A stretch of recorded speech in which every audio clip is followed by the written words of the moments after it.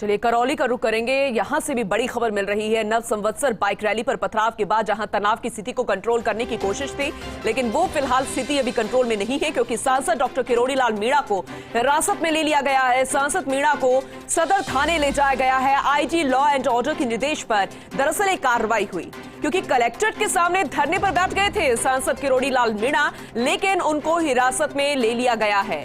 और ये फिलहाल जरा हलफनामा देखिएगा, ये भी सामने आ चुका है। आईजी लॉ एंड ऑर्डर के निर्देश पर यह कार्रवाई हुई है। एक तरफ लॉ एंड ऑर्डर की स्थिति बनाने की कोशिश, लेकिन दूसरी तरफ यहां पर सामाजिक सौहार्द के रूप में डॉक्टर किरोड़ी लाल मीणा भी यहां पर पहुंचे।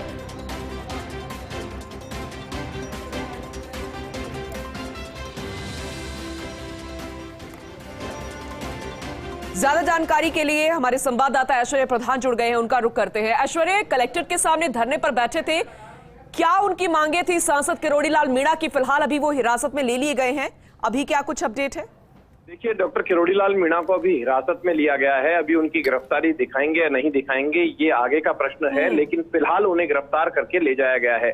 और खुद पुलिस के उच्चाधिकारी जो थे वो इस मामले को लेकर वॉच कर रहे थे, नजर बनाए हुए थे। चूंकि ये मामला जो है ये अब सियासी भी बन चुका है, लेकिन किरोड़ी लाल मीणा की जो आप मांगों का प्रश्न पूछ रहे हैं, उसका उनकी जो मांग है वो ये है कि जो मुख्य अभियुक्त हैं इस पूरे घटनाक्रम के, जिन्होंने पत्थरबाजी की या करवाई, वो जो लोग हैं वो अभी तक गिरफ्तार नहीं हुए हैं। और वो लोग जो हैं पीएफआई की संदिग्ध गतिविधियों का जिक्र किया है। एक उनका कहना है कि यहाँ से लोग जो पलायन कर रहे हैं उनकी जानकारी सरकार तक नहीं पहुंची है, तो ऐसे में उन्होंने करीब 200 लोगों के आसपास की एक लिस्ट है वो सरकार को भेजी है। मुख्यमंत्री अशोक गहलोत को चिट्ठी भेजी है। उस चिट्ठी में एक एक व्यक्ति का जिक्र है कि किन किन लोगों ने यहाँ से पलायन किया। उनका कहना है कि अलग अलग जातियों के लोग हैं, जिनमें खासतौर पर दलित और पिछड़े लोग हैं जो यहाँ से पलायन करके गए हैं।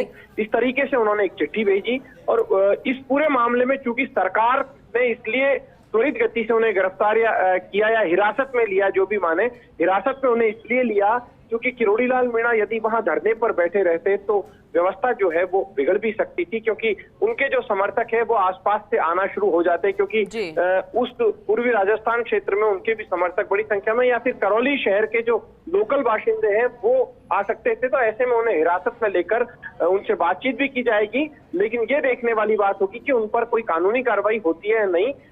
चूंकि वो 2 दिन से यहीं थे, कल कर्फ्यू में भी घूमे थे, तो उसको लेकर भी पुलिस वालों से उनकी बातचीत हुई थी। पुलिस ने उनका विरोध भी किया था कि आप कर्फ्यू में नहीं घूम सकते, तो उनकी दलील थी कि मैं यहाँ लोगों का डर निकालने आया हूँ। जी चलिए, बने रहिएगा ऐश्वर्य। हमारे साथ मनोज जैन भी जुड़ गए हैं करौली से, उनका भी रुख कर लेते हैं। हमारे संवाददाता मनोज हमारे साथ हैं। मनोज, ये जो कोशिश थी कि तनाव की स्थिति को कंट्रोल में किया जाए, लेकिन अगर दूसरी तरफ नजर डाला जाए, जो ये पूरा घटनाक्रम हुआ है डॉक्टर किरोड़ी लाल मीणा को लेकर, कंट्रोल की स्थिति तो कहीं से भी नजर नहीं आ रही है। फिलहाल वहां पर स्थानीय जो लोग हैं उनका क्या कहना है? अभी तक आपके पास क्या जानकारी है?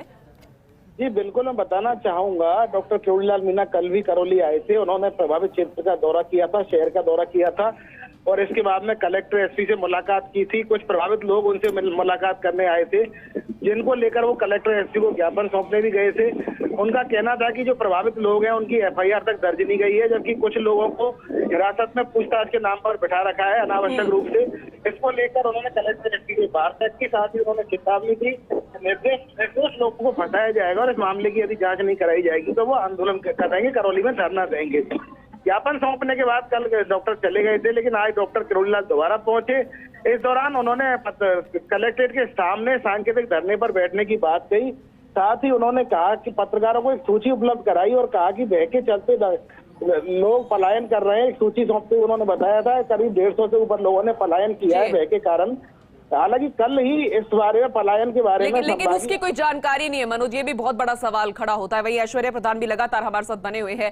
ऐश्वर्य, क्योंकि अब जो एक नया कानून निकाला गया है कि जब भी कोई रैली होगी, इस तरीके का कोई भी कलश यात्रा या कोई भी इस तरीके के धार्मिक आयोजन होते हैं, तो उसका एक प्रोसेस रहेगा, उसकी पहले परमिशन लेनी होगी। लेकिन यहाँ के जो स्थानीय लोग हैं वो कह रहे हैं कि जब हमने यहाँ पर बाइक रैली निकाली थी, धार्मिक आयोजन किया था, तो इसकी परमिशन ली गई थी, यानी कि हम पर एक बार और यहाँ पे प्रोसेस की बात कह दी गई, बल्कि उन लोगों को हिरासत में नहीं लिया गया जिन्होंने पत्थरबाजी की थी। तो ये भी गुस्सा ऐश्वर्य देखने को मिल रहा है।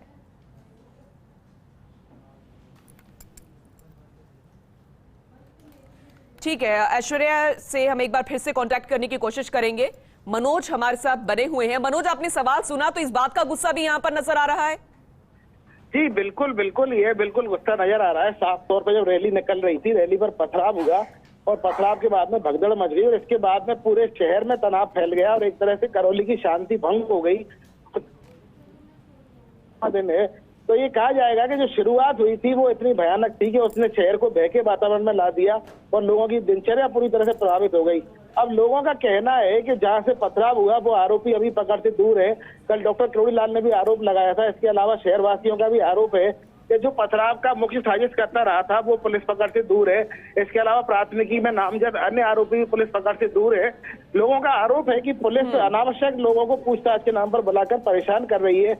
इससे लोगों में भय का माहौल भी बना हुआ है और लोगों में आक्रोश भी है। और 150 से ज्यादा या लगभग संख्या जो है जिन लोगों ने पलायन कर लिया है, आखिर उसकी जानकारी प्रशासन के पास क्यों नहीं है? ये सवाल बहुत बड़ा खड़ा होता है मनोज यहाँ पे। में प्रशासनिक अधिकारियों का कहना यह है कि ये पलायन अभी नहीं हुआ है। ये लोग धीरे धीरे वहां से अलग स्थानों पर जाते रहे हैं और उन्होंने पलायन से साफ तौर पर इनकार किया है। कलेक्टर और संभागीय आयुक्त दोनों का कहना है कि पलायन जैसी कोई जानकारी नहीं है उनके पास में और न ही पलायन की उन्होंने पुष्टि की है। उनका कहना है कि पलायन की जो बात है वो निराधार है। इस मामले में उन्होंने साफ तौर पर खंडन किया है।